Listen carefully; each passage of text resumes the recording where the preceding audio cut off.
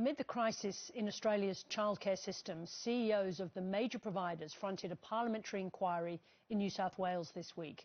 For months, the childcare sector has been rocked by scandal after scandal. We've seen allegations of horrific sexual abuse, but also of mistreatment, of neglect. And I think it has really shaken the trust of a lot of parents. This week, the CEOs of some of the major providers were questioned at a New South Wales inquiry. These allegations are deeply distressing and we are truly sorry for the pain this has caused. The inquiry coincides with the prosecution in Victoria of childcare worker Joshua Brown, who faces more than 70 charges, including sexual assault. The 26-year-old worked at 23 facilities in that state, including those run by the three major providers appearing at the inquiry. I can say without doubt that recent events are more troubling than any I've seen in this time. And I'm absolutely committed to doing everything within my control to ensure this never happens again.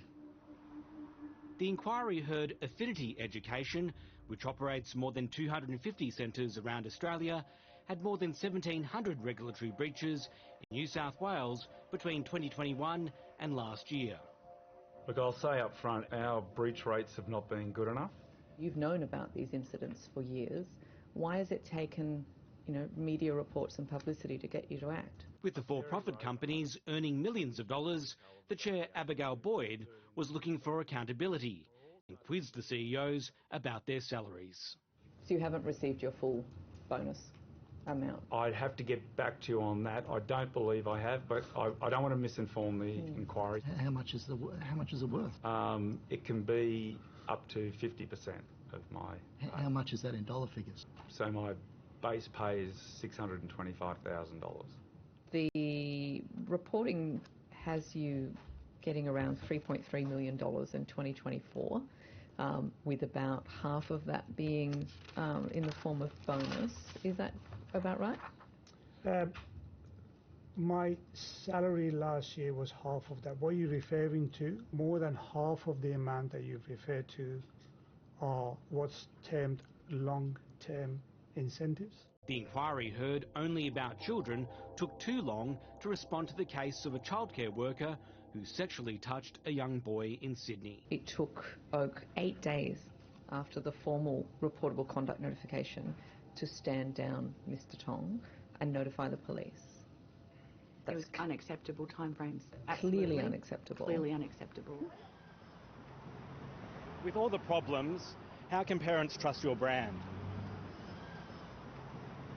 What would you like to say to the parents of Australia?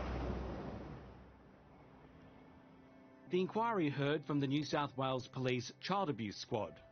Detective Superintendent Linda Howlett said that in some cases, parents have been talked out of reporting incidents to police. My advice to parents and my advice to anyone would be do not approach the director of the centre. Right. I would be report, because at the end of the day, I'm sorry, I'm probably a little cynical, but the director, first of all, doesn't want to lose the business. They don't want a bad reputation. They're in panic mode because parents are then thinking that their children have been abused. So it's a self-preservation type thing.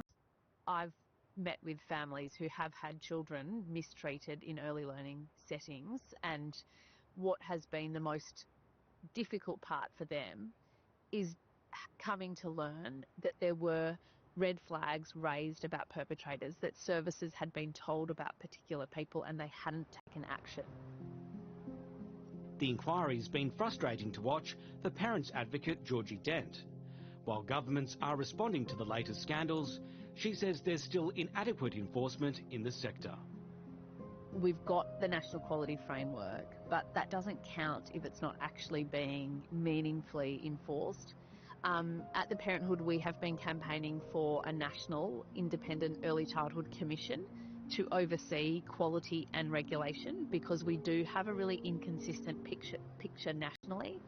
And it's really clear that while there is a division between the states and the Commonwealth Government between who is exactly responsible for what, that has created loopholes. we need leadership, really, in a sense, to say this is the expectation, this is how it's going to be met, because at the moment we haven't got that. And in that vacuum is where we have seen these sorts of scandals unfold.